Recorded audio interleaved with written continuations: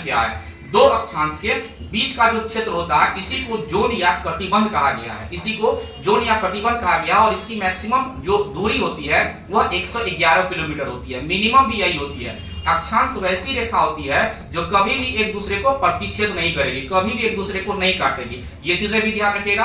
अक्षांश रेखा से ऊपर अगर बढ़ते हैं तो उत्तरी गोलार्ध और नीचे बढ़ेंगे तो दक्षिणी गोलार्ध। ठीक है, अब समझते हैं अक्षांश रेखा में पृथ्वी पर जो अक्षांश रेखाएं खींची गई है, सभी अक्षांश में से कितने अक्षांश रेखा हमारे लिए महत्वपूर्ण है? तो पहला नंबर 1 0 डिग्री अक्षांश, ये महत्वपूर्ण है।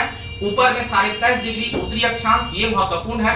ऊपर यानी कि नॉर्थ में 66.5 डिग्री उत्तरी अक्षांश, यह भी महत्वपूर्ण है। नीचे अगर हम जाते हैं तो नीचे में 23.5 डिग्री दक्षिणी अक्षांश, यह भी इंपॉर्टेंट है। और नीचे में अगर हम जाते हैं दक्षिण में तो 66.5 डिग्री दक्षिणी अक्षांश, यह भी हमारे लिए महत्वपूर्ण है। अगर हम सबका नाम की बात करें तो 0 डिग्री अक्षांश को विषुवत रेखा, इक्वेटर लाइन या भूमध्य रेखा कहा गया है। अगर हम बात करें कि 23.5 डिग्री उत्तरी अक्षांश को क्या कहा गया है? कर्क रेखा कहा गया। अगर हम बात करें 66.5 डिग्री उत्तरी अक्षांश को क्या कहा गया है? तो आर्कटिक रेखा कहा गया है। अगर हम नीचे की बात करें, दक्षिण की बात करें कि 23.5 डिग्री दक्षिणी अक्षांश को क्या कहा गया है? तो मकर रेखा कहा गया है। 66.5 डिग्री को क्या कहा गया है? तो उसको अंटार्कटिक रेखा कहा गया। तो ऊपर में आर्कटिक रेखा हो गया और नीचे में अंटार्कटिक रेखा हो गया।